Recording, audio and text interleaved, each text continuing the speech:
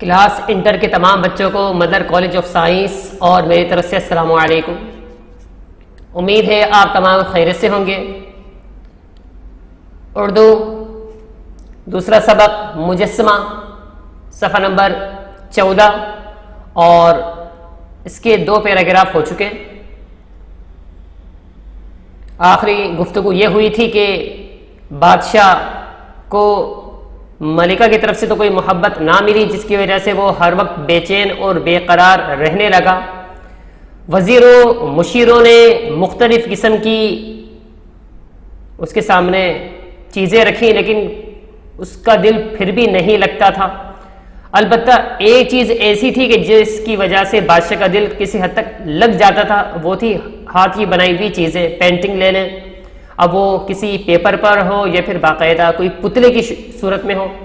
بہرحال ایک بوڑھا شخص ایک خوبصورت سی شبیہ جو کسی عورت کی تھی وہ پتھر کی بنا کر بادشاہ کے سامنے لے کر آیا، تو بادشاہ کو وہ چیز بڑی پسند آئی اور بادشاہ نے اس کو، جیسے کہ آپ کے سامنے لکھا ہوا ہے، اپنی خوابگاہ میں ایک ایسی جگہ رکھوا لیا کہ نظر ہر وقت اس پر پڑتی رہے۔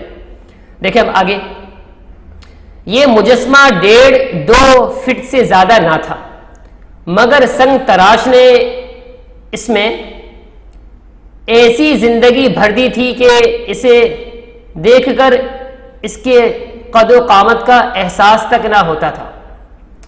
یہی معلوم ہوتا کہ بادلوں کی رنگین دنیا کا ایک پیکر حسن و شباب ہے، جسے سحر و افسوں سے ساکت کر دیا گیا ہے، جس کے ساکت اعضاء میں مچلنے کی آرزوئیں بیتاب ہیں، جس کے نم آلود ہونٹوں میں ہم کلامی کی تمنا آنکھیں کھول رہی ہیں۔ کہہ رہے کہ ایک انسان ہوتا ہے جس سے انسان محبت کر رہا ہوتا ہے تو وہ تقریباً اپنے برابر کی چیز کو دیکھتا ہے، لیکن یہ مجسمہ ہے جو تقریباً 2 فٹ کا ہے تقریباً، لیکن اس کی بناوٹ، اس کی خوبصورتی، اس کی رنگت اور اس کا نقش کچھ ایسا ہے کہ لگتا ہے کہ بس ابھی ہونٹوں کو دیکھیں تو لگتا ہے کہ بس ابھی یہ کلام کرنے کو تیار ہے، بات کرنے کو تیار ہے۔ اس کے اعضاء کو دیکھیں تو لگتا ہے کہ بس ابھی یہ اعضاء چلنے، ہاتھ اٹھانے اور ایک طرح سے حرکت کرنے کے لیے بیتاب ہے، اور ایسا حسین مجسمہ ہے کہ اس کو دیکھ کر بادشاہ حیران و پریشان ہے کہ کیا چیز ہے۔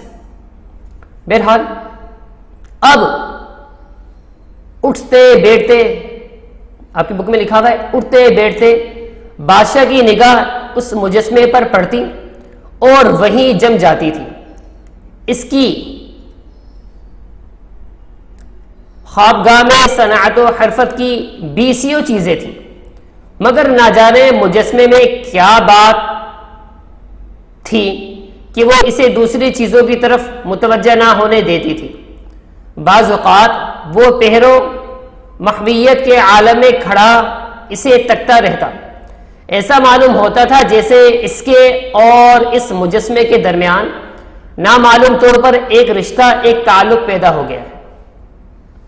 مطلب اب حالت یہ ہو گئی تھی کہ حالانکہ بادشاہ کے کمرے کے اندر اس کے علاوہ بھی اور چیزیں تھیں جو اس سے بھی شاید زیادہ مہنگی اور اچھی ہوں، لیکن یہ کچھ شبیہ کچھ ایسی تھی کہ اس کے آ جانے کے بعد اور بادشاہ نے جب اس کو دیکھا تو اس کو دیکھ لینے کے بعد بادشاہ کا دل اور بادشاہ کی چاہت اور بادشاہ کی آنکھیں صرف اس مجسمے کی طرف ہی لگی رہتی، اٹکی رہتی۔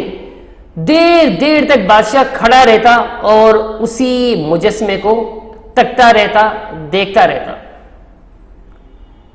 آگے دیکھیں، جو بتدریج، اگلے پیج آ گیا ہے، بتدریج بڑھتا جاتا ہے، اس کے ساتھ ساتھ بادشاہ کی حالت میں بھی ایک تغیر ہوتا جاتا تھا۔ ملکہ کی سنگ دلی اور بے مہری کا غم تو کسی وقت بھی دل سے دور نہ ہوتا تھا، مگر اب اس غم کو مٹانے کا ایک ذریعہ اس کے ہاتھ آ گیا تھا۔ عورت سے، یا یوں کہوں ملکہ سے، وہ جس چیز کا خواہاں تھا وہ ایک حد تک اسے اس مجسمے سے حاصل ہو رہی تھی۔ یعنی مصنف سعادت حسن منٹو یہ کہہ رہے ہیں کہ اس شبی کے، اس پتلے کے جو کہ ایک عورت کی شکل کا تھا، اس کے آ جانے کے بعد کسی حد تک تو بادشاہ کا دل لگ گیا، لیکن وہ ملکہ کی جو محبت تھی وہ اس کے دل میں آج بھی تھی، بادشاہ کے دل میں، اور جو اس کی حرکتیں تھیں جو اب تک ملکہ کر رہی تھی وہ تمام کے تمام اس کو یاد تھی، لیکن پھر بھی وہ کسی حد تک اپنا ٹائم اچھا نکال لیتا تھا اس شبی کو دیکھ کر، یعنی اپنے غم کو مٹا لیتا تھا، ورنہ پہلے تو وہ ہر وقت اداس ہی رہتا تھا۔ ملکہ کو اس حسین مجسمے کا علم تھا اور وہ جانتی تھی کہ بادشاہ اسے تحسین کی کیسی نظروں سے دیکھتا ہے۔ اس نے کئی بار بادشاہ کو محویت کے عالم میں اس مجسمے کی طرف تکتے بھی دیکھا تھا۔ اسے یہ بھی احساس تھا کہ میرے ساتھ بادشاہ کے برتاؤ میں فرق آ گیا ہے اور وہ مجھ سے دور دور رہنے لگا ہے۔ وہ یہ سب کچھ جانتی تھی مگر معترض نہ ہوتی تھی۔ اب ہوتی ہے کہانی شروع۔ ملکہ یہ ساری کی ساری چیزوں کو نوٹ کر رہی تھی، دیکھ رہی تھی کہ جب سے یہ مجسمہ آیا ہے بادشاہ اسی کو ہی تکتا اور دیکھتا رہتا ہے۔ میری طرف بادشاہ کی نظر اور بادشاہ کی توجہ اب بہت کم ہو گئی۔ دل میں یہ چیز ملکہ کے بار بار آتی اور احساس بھی ہوتا، لیکن پہلے ذکر ہو چکا ہے بالکل دوسری یا تیسری لائن میں کہ یہ ان عورتوں میں سے تھی کہ جو کبھی بھی ہار ماننے والوں میں سے نہیں تھی، لیکن ہار کون سی والی ہار؟ ایسی والی ہار کہ اس ہار میں جیت تھی، لیکن وہ بیچاری اس ہار کو اپنی ہار ہی سمجھ رہی تھی۔ بہرحال وہ چیز کو محسوس تو کر رہی تھی لیکن بادشاہ سے وہ کہہ نہیں پا رہی تھی، صرف اپنے ایک طرح سے ایک کیسا تکلف تھا پتہ نہیں۔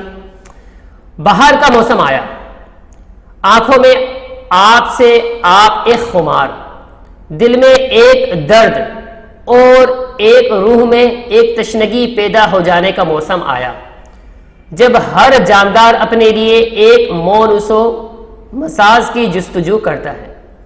اب یہاں پر رائٹر نے مزید نمک چھڑک دیا زخم پر کہ باہر کا موسم آیا، ایک تو موسم کی خوبصورتی اور پھر اس میں کچھ کہہ لیتے ہیں کہ کچھ بارش کی، ہو سکتا ہے کہ کچھ بارش کا بھی موسم ہو، تو اس طرح کے جب موسم ہوتا ہے تو عام طور پہ کچھ دل کے جو جذبات ہوتے ہیں وہ ابھرتے ہیں۔ یہ صرف رائٹر کی زبانی بتا رہا ہوں تو مجھے یہ چیزیں بولنی پڑ رہی ہیں کہ جب ہر جاندار اپنے لیے ایک مونس و مساج کی جستجو کرتا ہے تو مطلب اس موقع پر اب بادشاہ کی توجہ اور زیادہ اٹیچ ہو گئی اس پتلے کی طرف، اس مجسمے کی طرف، لیکن ملکہ کی حالت ویسی کی ویسی۔ ایک دن صبح کو بادشاہ بستر سے اٹھا تو بہت بے چین تھا۔ رات اسے اپنی کم نصیبی کا احساس شدت سے ہوا تھا۔ کروٹیں بدلتے بدلتے صبح کر دی تھی۔ میں یہاں سے پین کا سہارا لے لیتا ہوں، اس میں ذرا مجھے آسانی ہوگی۔